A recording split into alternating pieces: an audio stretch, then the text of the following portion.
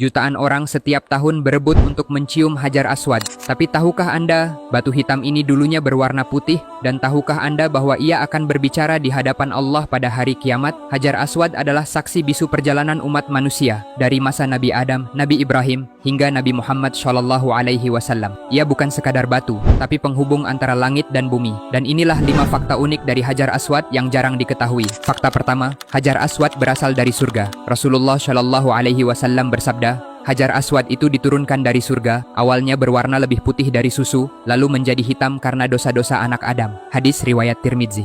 Bayangkan, warna hitam yang kita lihat hari ini bukan warna aslinya. Ia menjadi saksi betapa banyaknya dosa yang dilakukan manusia selama ribuan tahun. Setiap kali kita memandangnya, seharusnya itu menjadi pengingat agar hati kita tetap bersih. Fakta kedua, Hajar Aswad pernah dicuri.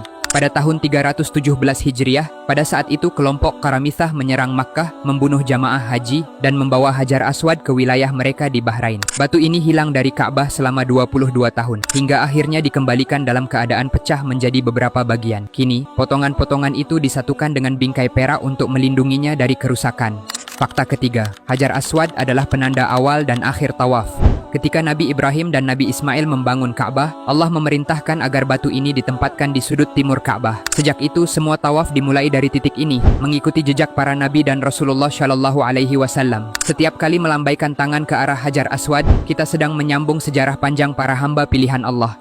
Fakta keempat, mencium Hajar Aswad adalah sunnah. Rasulullah SAW selalu menciumnya saat tawaf. Dan Umar bin Khattab radhiyallahu anhu pernah berkata di depannya, "Aku tahu, engkau hanyalah batu, tidak memberi mudarat atau manfaat. Kalau bukan karena aku melihat Rasulullah menciummu, aku tidak akan menciummu." Bagi yang tak mampu mendekat, cukup memberi isyarat dengan tangan dan mengucap, Bismillahi Allahu Akbar.